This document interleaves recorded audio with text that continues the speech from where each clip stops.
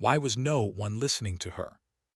She had traced the grainy satellite images with steady fingers, noting every shadow, every misplaced line in the dirt, and yet silence. Around the briefing table, men leaned forward over maps and intel packets, their voices sharp, confident. They spoke of opportunity. They spoke of timing. They spoke of striking hard and striking fast. She didn't. She spoke of tracks too fresh, heat signatures in buildings marked as empty. She spoke of a silence that felt wrong. And for a moment, her words hung in the air. Then someone cleared their throat, the conversation rolled on, and the doubt she'd planted was buried under orders from above. Captain, carrying the weight of command in the lines of his face, simply said, "We move in 48 hours. Window closes if we hesitate." And that was that. But inside her, the unease grew claws. Her name was Alex Monroe, staff sergeant, scout sniper, one of the best shots in her division, though she had learned long ago that skill wasn't always enough to be heard. Being a woman in rooms like this meant fighting battles before the mission even began. Eyes slid past her in discussions, voices rose over hers when she pressed points too far. So she'd stopped pressing.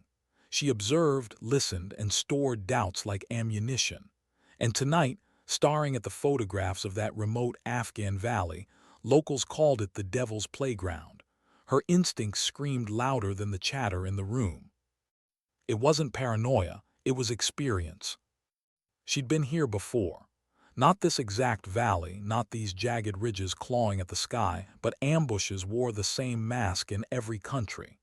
She could feel it, the intelligence too neat, the target too conveniently placed, the silence too orchestrated. She almost said more. Almost. But then she remembered the last briefing 3 months ago when she'd raised alarms that turned out false. The humiliation of being waved off, of the eye rolls, of the careful patronizing smiles. So tonight she swallowed it, kept her voice measured. Something's off was all she allowed herself. And maybe it was enough, because the lieutenant glanced at her with something different in his eyes, not dismissal, not irritation, but weight, a seed of doubt that he at least might carry with him. Still the order stood. They were going in. 30 minutes later, under the wash of floodlights on the airfield, Monroe checked her rifle with the kind of precision born not just of habit but of fear. She whispered a prayer under her breath, one she'd never admit to saying out loud, not because she believed anyone was listening, but because rituals were anchors when everything else spun into chaos. The Black Hawk thundered to life. Dust, rotors, the harsh scent of fuel. She climbed aboard, settled into the cramped cabin, and let the vibration of the machine settle into her bones. Williams, the radio operator, caught her eye across the cabin. He was young, barely more than a kid, and he looked pale. Not from the flight, he'd flown plenty, but from something else. Something he couldn't name. She gave him the smallest nod, a wordless acknowledgement. "I feel it too." 5 minutes to LZ. The pilot's voice cracked through headsets, calm but clipped, weather holding, picking up strange chatter on multiple frequencies. Doesn't match intel. Her stomach dropped, that was it, the missing piece. Radio silence wasn't silence at all, it was camouflage. She opened her mouth, but before words formed, the world tilted. Tracer rounds sliced the night like burning threads. The Black Hawk lurched, alarms screaming, fuselage shuddering under impact. The cabin filled with the sharp tang of burning wires, shouts layered over engine strain. "Taking fire," the pilot's voice erupted. "Multiple positions, LZ hot, compromised." They were supposed to slip in unnoticed. Instead, the night sky had erupted into a storm. Her hands found the cabin frame, knuckles white as the helicopter dropped, jerked, fought for air. The weightless moment before impact froze her breath, then the ground slammed into them like a fist. Metal screamed. Bodies slammed into harnesses, gear rattled, dust erupted. For a second, the universe collapsed into ringing silence. Then voices. "Sound off." Martinez, ankles busted but moving. Williams, radios shredded but alive. Names rolled out like lifelines, each one pulled back from the void. Finally, Monroe, I'm here. Her own voice, sharper than she intended but steady. She forced the cabin door open, rifle up, scanning, her breath caught. Movement, too much movement. Flashlight glints, shadows shifting, and voices, Pashto, coordinated, methodical. They knew. They were already here. Cursed softly, pain tightening his voice. We've got maybe 4 hours till sunup, 2 clicks to the fallback. 4 hours. 4 hours of darkness with enemy forces converging on their position. 4 hours to move a wounded man across open ground. 4 hours with no radio, no air support. She adjusted her scope, scanning again. Her finger twitched near the trigger. Her heart slammed against her ribs, not from fear, but from the clarity of knowing exactly what they were walking into. The Devil's Playground wasn't abandoned. It was waiting. Above them, unseen in the jagged rocks, another set of eyes watched the crash unfold. But Monroe didn't know that yet. All she knew was the silence after the crash wasn't silence at all. It was the pause before the hunt began. And deep down she knew they were prey now. Still, she set her jaw, tightened her grip on the rifle, looked at her brothers around her, their faces raw with fear, pain, determination. They would not go quietly into whatever trap had been laid. Not while she still had a bullet to chamber. What happens when you realize the plan was never yours to control? Monroe crouched behind a fractured section of rock, her breathing shallow, the taste of dust thick in her throat. Bullets carved sparks off stone, each one a reminder of how close they were to the end. Around her, the team was falling into a grim rhythm: return fire, shift cover, count ammunition, curse under breath, repeat. But rhythm wasn't survival, not here, not against this. The above weren't just occupied. They were alive with coordinated fire. Muzzle flashes appeared in arcs, moving like pieces on a chessboard, hurting them exactly where she feared, toward the village. Martinez cursed as his ankle buckled beneath him, nearly collapsing under his own weight. Hayes yanked him back behind cover. Williams, face bloodied from radio shrapnel, pressed a trembling hand to his gear. The lieutenant was already pale. Blood seeping through a dressing Jackson had slapped onto his shoulder. They were breaking apart, piece by piece. Monroe's instincts screamed the truth. This wasn't a chance encounter. It was a trap laid days, maybe weeks in advance, and now they were the prey being. She adjusted her scope, heart pounding in her ears. Through the chaos, details emerged: the discipline of the shooters, the way fire came in bursts meant to pin but not finish. She knew that tactic: hurting, containment. They don't want us dead yet, she muttered. Caught her words, his voice rough but steady. Explain. They're forcing us down, she said, nodding toward the darker slope leading to the village. Same pattern, same funnel. We move, we walk into their kill zone. The lieutenant closed his eyes for half a beat, and in that moment Monroe saw something rarely visible on his face: doubt, not in her, in the situation. He knew she was right. Another barrage shook the rock wall above them, chips spraying like knives. Martinez groaned, dragging himself against cover. Hayes swore, firing blindly toward a ridge before ducking again. How much ammo? Asked. The numbers came back like a dirge. 3 mags, 2.5. One jamming every 10th round. Monroe checked her own. 5 left, clean. Maybe 150 rounds total. Against 30, 40, maybe more fighters who knew the ground like it was blood in their veins. Hopeless math. Williams clawed at his backup receiver, static screaming into the night. Then his hand froze, trembling. Sergeant, his voice broke, eyes wide. Chatter, they're closing the net. Monroe snatched the device. The Pashto voices bled through, calm, methodical. Search teams moving to cut off escape. Reinforcements inbound, trucks, engines growing closer. Her throat tightened. They had minutes. A shout cut across the valley, triumphant, close. Shadows broke forward from cover, advancing. Muzzle flashes. Their line was collapsing. Monroe shouldered her rifle, lining up on the closest fighter. The man rose from behind a boulder, young, his AK raised. Her finger tightened. And then it happened. A crack split the valley, a single thunderous shot. The fighter's head snapped back. His body crumpled like a puppet with strings cut. Not her bullet, not any of theirs. The valley froze. For a breathless moment, even the Taliban halted, searching the ridges. Confusion rippled through their ranks. Then another shot, clean, precise. A second fighter collapsed mid-step.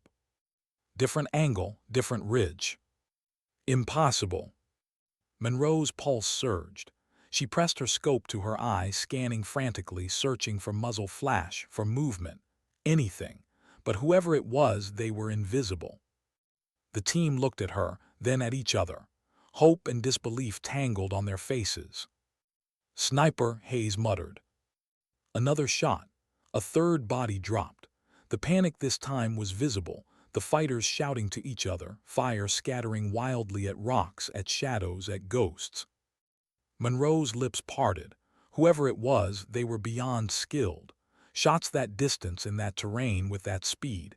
It wasn't just mastery, it was something else. Inhuman precision. Williams' backup radio crackled. Static first, then a graveled voice, rough with accent but sharp with intent. "American soldiers, you are in great danger." Every eye turned to him. The voice returned, calm, deadly certain. "I am friend, trust me." Monroe's blood chilled. She snatched the receiver. "Who are you?" Static answered for a beat, then. "Taliban fighter, large rock, 2 o'clock, grenade in hand." Her scope snapped right, and there he was, crouched, pin already pulled, arm poised to throw. Her breath caught, finger on trigger. She didn't need to fire. The shot came a heartbeat later, clean through the man's chest. The grenade tumbled harmlessly away. Williams' hand shook so badly he almost dropped the radio. The voice continued, steady as stone. "You have 10 minutes before more arrive from the North Road. Trucks, fighters, I will guide you." Monroe's pulse thundered. She met's eyes. Suspicion warred with desperation across his face. She wanted to trust God. She wanted to believe in this invisible ally. But trust in the wrong place got people killed. "Why," she demanded into the static, "why help us?" There was a pause, then. "Because the men who hunt you also hunt me." Another shot cracked. Another enemy fell. Monroe's chest tightened, the contradiction tearing at her. Relief at survival, terror at the unknown. Who was he? How did he see everything? And more importantly, why did he feel like the only chance they had left? Around her the SEALs held their breath, watching her, waiting. Because in this moment the choice wasn't the lieutenant's. Not really. It was hers. What do you do when your only lifeline is a ghost? The radio hissed in Monroe's hand, the voice steady, controlled, unshaken by the chaos around them. "Move south. Stone formation. 50 meters, cave entrance, cover, concealment, go." 50 meters. In daylight, a stroll. In this valley under fire, carrying a bleeding lieutenant and dragging Martinez on a bad ankle, it might as well have been miles. She glanced at. His jaw was clenched, skin slick with sweat, eyes already dimming from blood loss. He gave a faint nod, the kind that said, "We don't have a choice." Her team looked to her next. Always her, when hesitation cracked the silence. "On me," she ordered, voice cutting sharper than she felt. 30 seconds, wait for his fire. As if on cue, the ridges above erupted. Not theirs, his. Rapid surgical cracks. Enemy fire faltered. Fighters ducked, shouted, scrambled as unseen death hunted them from angles impossible to anticipate. Monroe's chest tightened. Whoever he was forcing the enemy's head down with terrifying efficiency. "Move," she barked. They went. Dust kicked beneath boots, breath ragged, gear clattering against stone. Martinez staggered, Hayes half carrying him. Jackson and Monroe hauled between them, the lieutenant's weight heavy, dragging. Williams stumbled, blood from his shredded face painting his gear dark. Shots still cracked above, cover fire in perfect rhythm with their sprint. Each one landing where it needed to and where it shouldn't have been possible. They reached the stone formation, diving behind jagged cover. Monroe's heart hammered. The cave loomed ahead, black and narrow. Inside, the voice instructed. Groaned as they dragged him in. The walls closed tight, swallowing them in damp stone. The sound of outside fire dulled, replaced with shallow breathing, muted curses, the stench of blood and dust. For the first time in hours they weren't exposed, not yet safe, but hidden. Monroe knelt beside. Jackson worked fast, bandages red within seconds. The lieutenant's breaths came shallow, uneven. He needs, Jackson muttered, frustration rough in his voice. Now. Wasn't coming, Monroe knew it. They all did, radios fried, skis crawling with enemy fire. And still the voice came, calm and mercilessly practical. 2 trucks, North Road, 20 men, 5 minutes. Williams swallowed hard. He's tracking them. Or feeding us lies, Hayes snapped. His rifle clutched so hard his knuckles gleamed white. We don't know who the hell he is. Monroe looked around the cave, the exhaustion in their faces, the blood, the fear. She couldn't dismiss Hayes' suspicion. Trusting a ghost in these mountains was suicide. But not trusting him, suicide too. Why help us? She demanded again into the receiver, voice tight. Static then, because my family died here, and the men who killed them are the same who hunt you now. A pause, breath across the line. Then quieter, tonight your fight is mine. The words pressed into her chest like weight. Family, loss. Those things she understood in a way she rarely admitted, even to herself. But before the silence could deepen, the firefight above roared again. Taliban voices echoed closer, search patterns tightening. Not long, Williams whispered. Monroe steadied her rifle, peered out through the jagged mouth of the cave. Shadows moved across, searching, sweeping, calculated. Her radio hissed, stay low, do not fire, wait.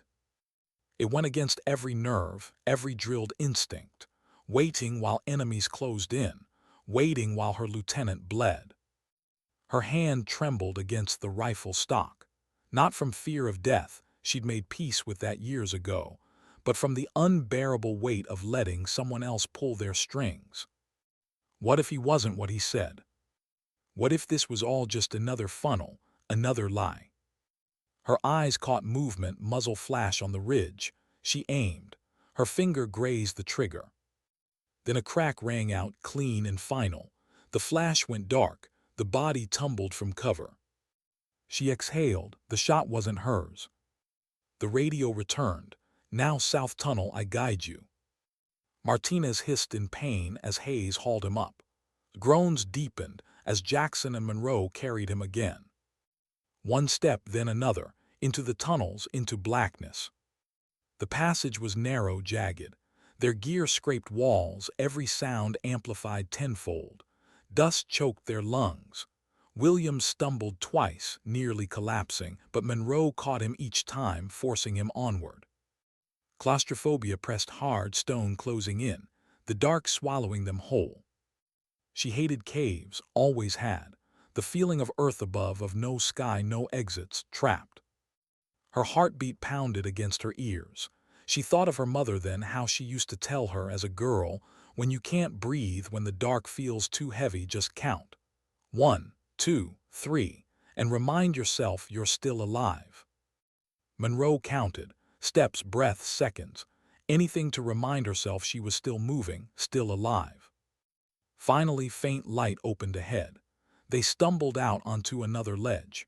The valley sprawled beneath, fighters still scattered, their search tightening toward where the team had been minutes ago. Above them, far across a jagged ridge, a flicker, a shape shifting back behind stone. She froze. For the briefest heartbeat, she'd seen him. A figure, lean, weathered, moving with the silence of a man who had lived too long in shadows, rifle cradled like an extension of his own body. Then he was gone. Had the others seen? Hayes muttered, "Someone's up there." Williams, pale, whispered, "Guardian angel." But Monroe's throat tightened with something else. Not awe, not relief. Recognition. The way he moved, the way he tracked the fight like he'd been doing it for decades. This wasn't chance. This was obsession. He hadn't just saved them, he'd been watching them. Her chest ached with a truth she wasn't ready to voice. Whoever he wasn't here just for them. This was his war. They were just caught inside it. Why did he stay hidden for so long? The question haunted Monroe as she led the team deeper through the tunnels, groaning between her and Jackson, Martinez hobbling despite Hayes' shoulder pressed under his arm. The air grew colder, damp, ancient, the kind of cold that carried centuries of buried secrets. And maybe ghosts. Their flashlights flickered across walls with time, carvings half erased, bullet holes older than any of them. These tunnels had seen wars long before this one. Williams' whispered voice ragged, "Who the hell is he?" No one answered, because none of them knew. But Monroe did. Not his name, not his full story, but she knew the truth of men who lived too long with loss. She'd seen the way he moved on that ridge, not like a savior, but like a shadow pulled by vengeance. And yet without him, they'd already be dead. Her chest tightened around that contradiction. Savior or executioner, which one was guiding them now? The tunnel narrowed, then bent sharply. Monroe raised her fist, halting the group. Voices ahead. Not English, Pashto. She froze, blood hammering in her ears. Fighters close. The radio crackled to life. "Wait," his voice low, firm. "They pass soon, hold breath." As if the command itself reached into their lungs, the entire team went silent. The shuffle of boots scraped the stone ahead. Lantern light flickered across a bend. Shadows stretched across the wall like claws reaching for them. Monroe pressed her back hard against stone, her rifle tight. The voices came closer. Two men, laughing, talking casually as if hunting Americans was just another task. Her finger curled around the trigger, every muscle burned. Then another sound, not from her, not from the team. A muffled thud, then another. The laughter stopped, two bodies slumped to the stone. Silence. Monroe's eyes widened. Slowly out of the dark, a figure emerged. Him. For the first time, not just a shadow on a ridge. The man was older than she expected. Late 50s, maybe 60s. His beard was streaked with gray, his face lined deep, eyes set into shadows that had stared too long into grief. His rifle, ancient, polished and worn as though it was the last possession he truly cared for, hung across his chest. And yet his movements, silent, precise, the kind of precision born not of training alone but of obsession. He didn't look surprised to see them. As if he'd known all along they would arrive at this exact moment, at this exact bend in the tunnels. Williams' breath hitched. Hayes raised his rifle halfway. Monroe didn't. She locked eyes with him instead. For a heartbeat, the cave held nothing but that stare, her exhaustion, her suspicion, her desperate hope, colliding with his steady, weary silence. Finally he spoke, his English thick with accent but clear. "My name is—" Monroe swallowed. "Why us?" His eyes flicked briefly to, slumped in their arms, then to Martinez, limping, then to Williams, blood caked on his face. "Because they would make you suffer the way they made me suffer." His voice broke on the word "me." Not much, but enough. Monroe's chest tightened. Against her will, she felt the truth vibrating in those words. Loss. The kind that rots a man from the inside until the only thing left is the weapon he becomes. "You've been hunting them," she said, almost a whisper. He gave the faintest nod. 93 days. Her brows furrowed. Why? The silence that followed was longer than she expected.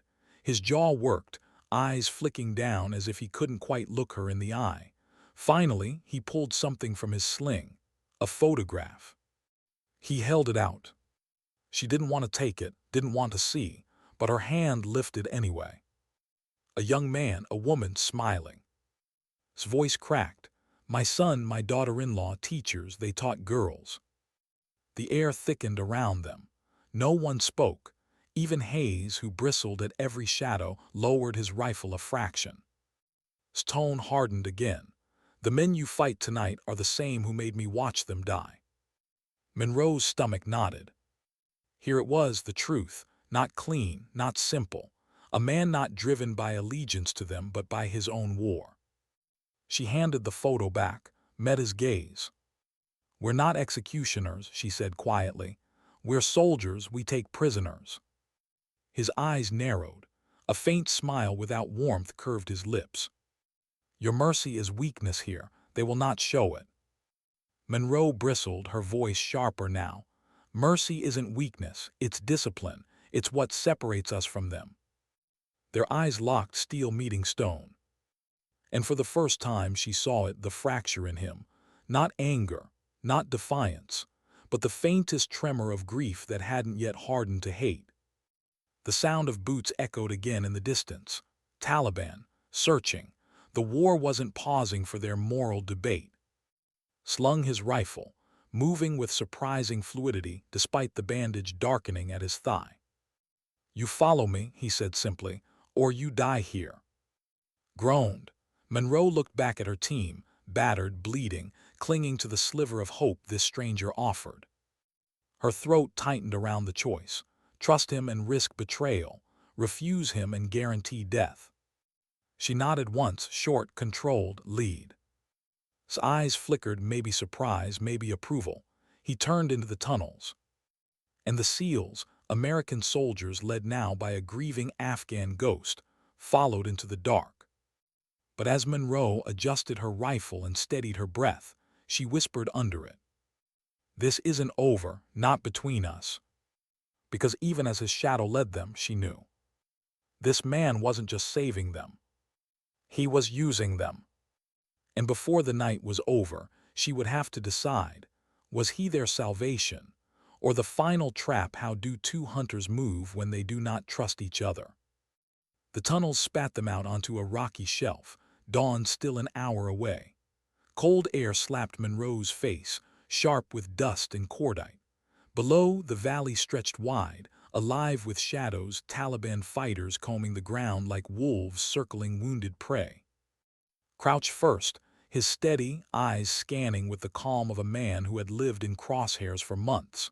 His movements were deliberate, unhurried. He had no fear left to spend. Monroe dropped beside him, rifle raised, heart hammering. Not fear, focus. Her team was huddled behind, Martinez limping, barely conscious, Jackson's hands stained with blood that wouldn't stop. Williams hunched over his battered radio, static hissing like a dying animal. They were out of time, out of options, out of mercy. His voice was low, a whisper swallowed by wind. We strike from here, one by one, quiet, clean, they will not know how many. Monroe's jaw clenched. Quiet, clean, to him that meant execution. To her it meant survival and a line she couldn't cross. Still, she nodded. They didn't have the luxury of arguing under the open sky.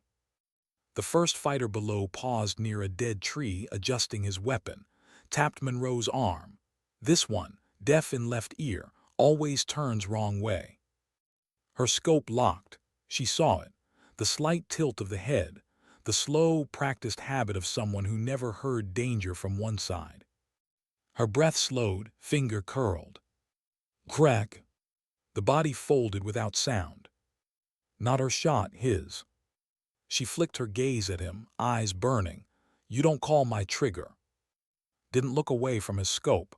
You hesitated. Hesitation kills your men. The words cut, not because they were cruel, but because they carried weight. She had hesitated, and in that heartbeat he'd acted. Still, her hands tightened on the rifle. She wouldn't let him define the pace again. Another shadow emerged. This time Monroe fired first.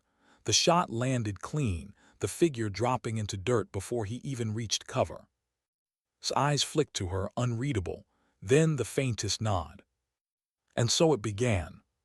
For the next hour the two of them hunted together, predator and predator, a rhythm born not of trust but of necessity. He pointed out habits. She adjusted her angles. He fired with cold vengeance. She fired with controlled precision. The valley shifted under their assault. Taliban fighters began to falter. Fear crept into their movements. They shouted, scattered, fired wildly into shadows. Monroe's team watched from behind cover, awe etched into their faces. Hayes whispered once, voice low, "It's like watching death itself move." But Monroe felt something different. Not awe, not pride. A chill.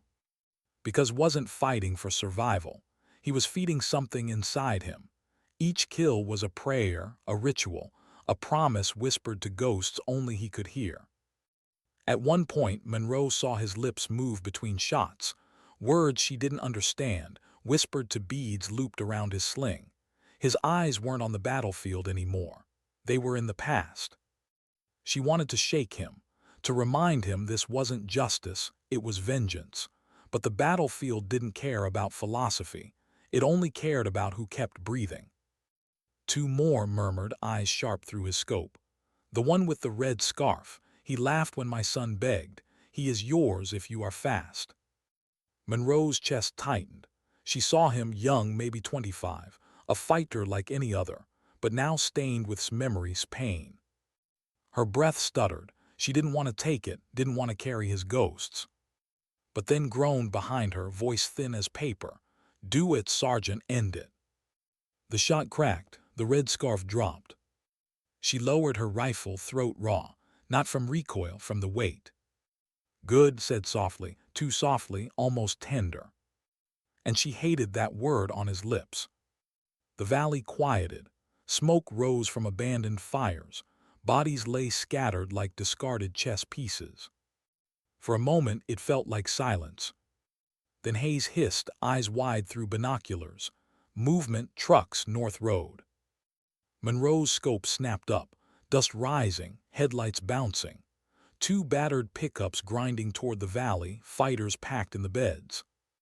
But it wasn't just the trucks. It was the man stepping out of the lead vehicle. Older, measured, a commander's posture, gray streaking his beard, eyes cold and calculating even from a distance. He moved like someone who'd survived too many wars. His breath caught, his hands trembled on the rifle. "That one," he whispered, voice breaking. "That one gave the order." Monroe's stomach turned. The obsession in his tone was heavier than any gunfire. Hayes cursed under his breath. "Looks like he's running the show." And Monroe knew instantly this wasn't the end. This was the beginning. The real fight hadn't even started. The Taliban had a commander now. And had a name to kill. How do you fight an enemy who knows how to hunt ghosts? The trucks rumbled to a halt on the valley floor, engines growling, headlights cutting through dust. Fighters spilled out, not panicked like the others, but precise, purposeful. They spread wide, rifles up, movements sharp with discipline. And then he stepped forward. The commander, gray beard, calm eyes, posture of a man who had buried more enemies than Monroe could count. His voice carried across the valley in measured Pashto, not frantic orders, but controlled direction. The scattered fighters listened, moved as one. Monroe felt the shift instantly. This wasn't chaos anymore. This was war with a conductor. "They'll sweep the ridges," she whispered. "Grids, systematic, he's tightening the circle." His jaw tightened, eyes locked on the man below. His hands twitched near his rifle, but Monroe grabbed his arm. "Not yet," she hissed. "He's baiting you." His gaze flicked to her, hard, furious. "He is mine. Not if you're dead before you pull the trigger." The words cut, his nostrils flared, but he lowered the rifle barely. Below, the commander began dividing squads, pointing to ridge lines, cave mouths, blind spots Monroe had used just an hour ago. He wasn't guessing. He knew. Her stomach turned. He's fought snipers before. Through the scope, she watched him gesture toward the high rocks. Immediately, teams shifted, overlapping arcs, spacing perfect. Williams, pale and trembling, whispered, "He's drawing a net." Hayes muttered, "We're screwed." Monroe forced her breath steady. Fear was a luxury. Calculation wasn't. "Ammo?" she asked. Silence, then grim answers. 1 mag, half a mag, 3 total between them. She checked hers, 2 left, maybe 60 rounds. Not nearly enough. Her gaze slid to, he didn't count, didn't check, he already knew. For him, bullets weren't math. They were names carved in his head, waiting to be erased. The commander below raised a radio, spoke low. Fighters shifted again, their search tightening like a noose. His whisper cut the silence. "They know where I hide." Monroe froze. "What?" He nodded toward the ridges. "They've studied my patterns, watched too long. This man," his voice hardened, "he learns." Her chest tightened. He wasn't just an enemy commander. He was Smearer, another ghost forged in another war who knew how to bleed shadows into light. The first shots came quick. A burst chewed into the rock feet from Monroe's head, showering her with shards. She ducked, heart slamming. The commander's men had triangulated. They weren't firing blind. They knew. Jackson cursed, pressing harder on bandages as dust rained around them. "We can't stay here." He was right, but moving meant exposure. The radio hissed. His hand clutched it, his voice steady. "They sweep north next. If we move through tunnels, we come out behind." Hayes snapped, "And if you're leading us into their arms?" Silence. Didn't answer, didn't defend himself. He simply looked at Monroe. Her heart thudded. Everyone waited. Trust or not. And the weight of it pressed down on her like stone. She saw his face pale as death, Martinez's limp, Williams shaking, Hayes' eyes hard with suspicion, Jackson's hands soaked in blood. If she chose wrong, they all died. Her jaw clenched. "We move." Nodded once, as if he'd expected nothing else. The tunnels swallowed them again. Claustrophobic, suffocating, stone scraping against gear. Monroe hated the press of earth over her, but worse than the dark was the sound of their breaths, too loud, too desperate. Moved ahead, limping but fluid. He knew the passages as if they were veins of his own body. Every turn, every bend, he chose without hesitation. Monroe followed, but suspicion gnawed. What if Hayes was right? What if was leading them to slaughter? Her rifle stayed half-raised, her eyes never leaving the shadow of his back. At last, light again. Another exit. They spilled onto a ledge above the valley's far side. The enemy below moved like an army of ants, disciplined, coordinated grid by grid. Raised his rifle. His breathing changed, shallow, ragged. His whole body trembled. The commander below stood near a cluster of pale rocks, radio to his mouth. Calm, directing. Monroe's stomach turned. Subsession was boiling over. She grabbed his arm. "Not yet. We hit him now. His men tear us apart." His face twisted. For the first time, the grief cracked into rage. "He killed my family. You would deny me justice." Monroe's voice sharpened. "This isn't justice. This is survival. You want him alive. Then listen to me." The team watched, silent, the cave air thick with tension. For a moment, she thought he'd break, thought he'd tear from her grip, fire, damn them all. Then slowly, his rifle lowered. But his eyes burned with promise. Soon. Below, the commander gestured, fighters spreading in new arcs. The net tightened again, this time toward their ledge. Monroe swallowed hard. The choice she just made to trust, to keep him leashed, might have bought them minutes. But in those eyes, in that trembling hand, she saw it. When the moment came, he wouldn't wait anymore. And if his bullet flew at the wrong time, it wouldn't just end him. It would end them all. What happens when survival demands you become the very thing you fear? The valley had gone quiet, too quiet. Monroe lay flat against cold stone, scope steady, her breath fogging faintly in the chill before dawn. Across from her, mirrored the position, his pressed to his shoulder, his body rigid with anticipation. Between them stretched the battlefield, fighters crouched behind rocks, the commander moving with the calm certainty of a man who believed the hunt was already won. But he hadn't counted on ghosts. Monroe's team crouched behind them spent. Martinez pale, ankle useless. Williams barely upright, face blood-caked, his good eye locked on the backup receiver. Jackson still fighting to keep conscious. Hayes silent now, not from fear but from grim resolve. They were shadows of soldiers, and yet they still breathed. Because of her, and because of the man beside her. Monroe hated that thought.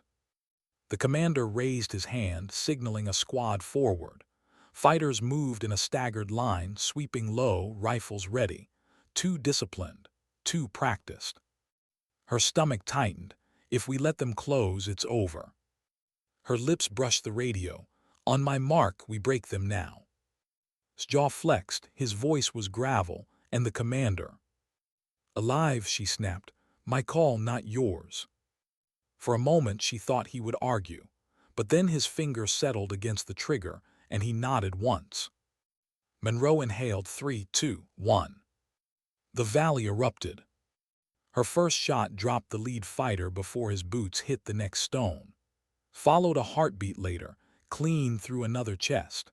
Their rifles cracked in a rhythm so tight it felt rehearsed, like two instruments striking the same violent chord. The squad faltered.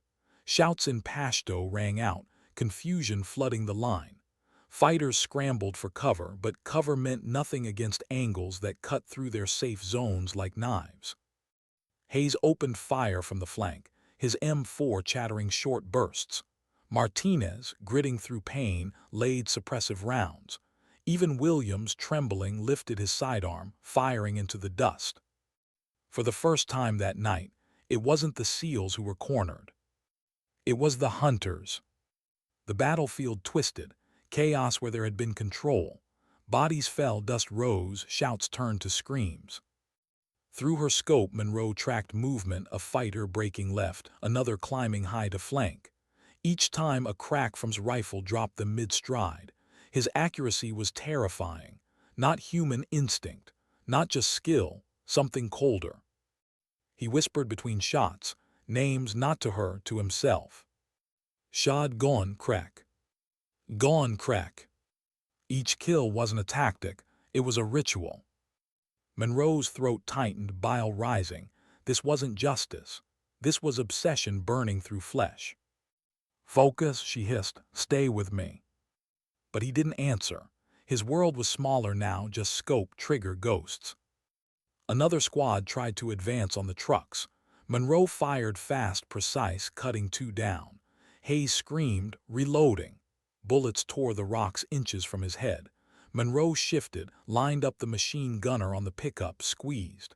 The man toppled backward, spraying sparks as his gun chewed itself empty. Momentum shifted again. The fighters began to collapse inward, panic eroding discipline. The commander shouted, voice carrying across the valley. He tried to rally them, waving his men to regroup, forcing them into a defensive circle. But Monroe knew it wasn't enough. Not against. Her ally, her curse, had found rhythm now. His eyes burned, his lips moved, his finger never hesitated. Each crack of his bled another body into dust.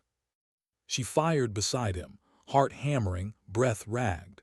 Every shot she took felt like a weight pressing harder against her chest. Because even as she fought to keep her men alive, she felt herself slipping closer to him. Closer to the void he carried. The firefight burned long. Minutes stretched, each one carved by gunfire and shouts. When silence finally broke, dawn was bleeding into the valley. The air stank of cordite, of blood, of sweat soaked into dust. Only 12 fighters remained. The commander at their center, his eyes sharp, teeth bared in fury, shouting for them to hold. And in that moment, Monroe saw it, the end. This fight would finish now, in blood and in fire. Her scope found the commander. The shot was hers. She steadied, breath slowing, crosshairs rising toward his chest. Beside her whispered, "He is mine." Her teeth clenched. "Alive," she said. Her finger tightened on the trigger. Shoved her rifle aside. Her shot snapped wide, sparking stone. She turned on him, fury blazing. "What the hell are you doing?" His face was carved from grief and rage, eyes burning like coals. "You do not take him from me." She raised her rifle again. He blocked it with his own. Around them, the valley still screamed with gunfire. But in that heartbeat, the true battle wasn't against the Taliban. It was between them. The commander shouted again, rallying what was left of his men. They regrouped, stronger, pressing back. And Monroe knew with sickening clarity, if she and fractured here, if their bullets turned on each other instead of the enemy, her whole team would die. Her hands shook on the rifle, her heart pounded. "Stand down," she hissed, voice cracking between fury and pleading. "If you pull that trigger, we're all finished." His jaw clenched, his finger trembled near this trigger. And in his eyes she saw it, the war between vengeance and reason. A war that might break before the dawn. What does justice look like when vengeance stands in its shadow? The commander's voice thundered across the valley, rallying the last fighters. His orders cut through chaos with terrifying clarity, and his men, though shaken, obeyed. They fell into position, rifles rising, their circle tightening. Monroe's pulse hammered. Every second she and fought each other was another second the enemy grew stronger. She shoved against his rifle, teeth clenched. "We don't make it out alive if you don't listen." His eyes burned, grief and rage twisting together. "If he lives, my family dies again." Their rifles locked, metal grinding. Behind them, Hayes shouted, "They're closing in." Bullets ricocheted off stone, sparks showering the ledge. Jackson cursed, dragging deeper into cover. Martinez fired blind, each shot weaker than the last. Monroe's chest ached with the weight of it. Her team was bleeding out, seconds from collapse. And still she was here, fighting the only man who'd kept them alive. Her voice broke. "Stop, don't you see? If you kill him now, you're just another executioner. Your family believed in something more. Don't betray them." The words cut deeper than bullets. His jaw trembled. His eyes flicked down just for a second to the photo tucked into his sling. His son, his daughter-in-law, smiling alive before the fire swallowed them. And in that second, the commander below made his move. He sprinted toward the trucks, hand clutching a radio. Monroe wrenched her rifle free. She leveled, her breath stilled. Her shot cracked, catching his shoulder. The commander spun, dropping the radio, blood dark against gray cloth. He wasn't dead, not yet. The fighters faltered, panic breaking formation. Some dropped weapons and fled. Others dragged their wounded commander toward cover. Surged to his feet. His barked, cutting one man down, then another. His fury was a storm, bullets ripping through dust and bone until only the commander remained, half collapsed against the side of the truck, clutching his wound. Monroe followed, sliding down the rocky slope, rifle raised.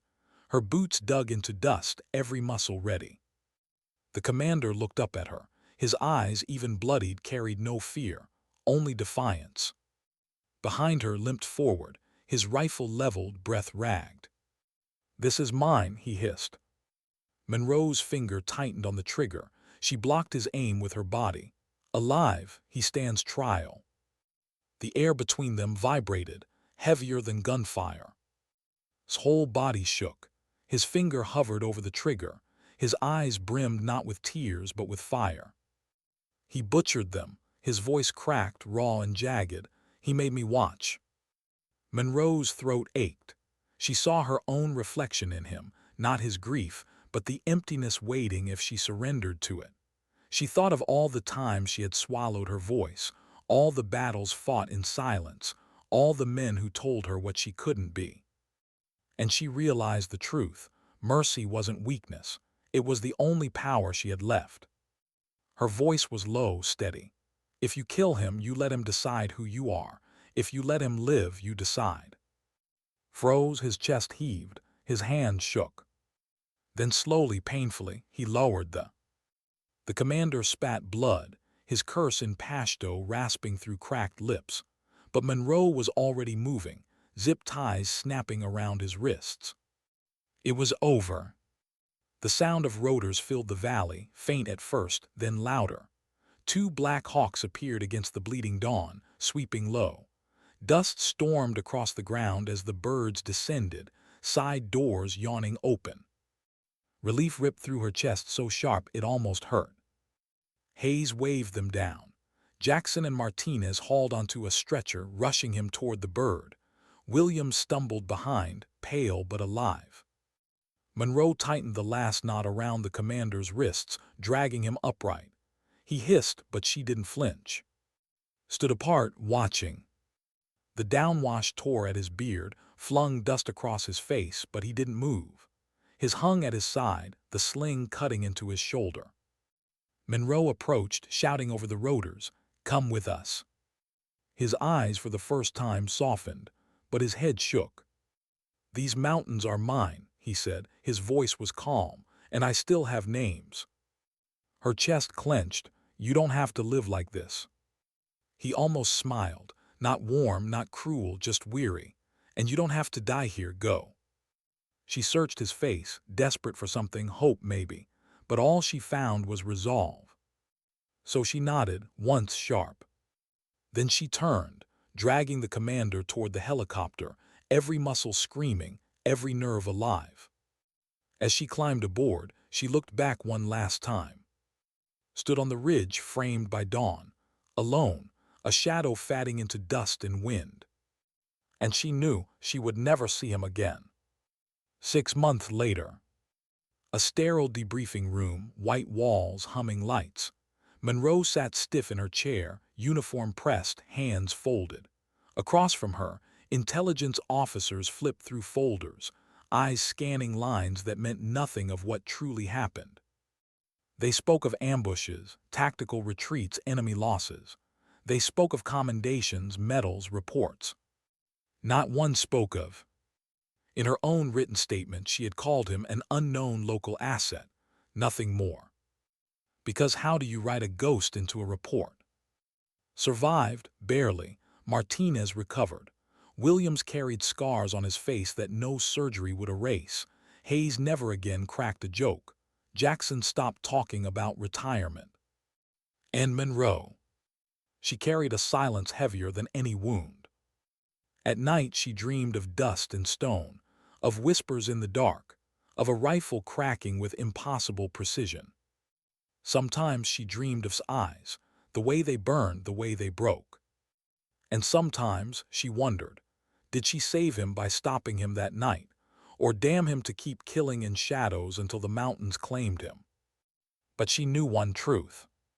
He had saved them. And that mattered more than medals or reports or what command chose to believe. Years later, in the mountains of Afghanistan, villagers would whisper stories of a ghost, an old man with a rifle who watched from the ridges, who struck down those who preyed on the weak, who vanished before dawn. They said he was no soldier, no warlord, just a father, a teacher's father who refused to let evil triumph. Monroe never returned to those valleys, but she carried the whispers like a prayer. Because she knew the truth. Sometimes the strongest warriors are not the loudest. Sometimes they are not seen at all. Sometimes dignity doesn't speak. It simply acts.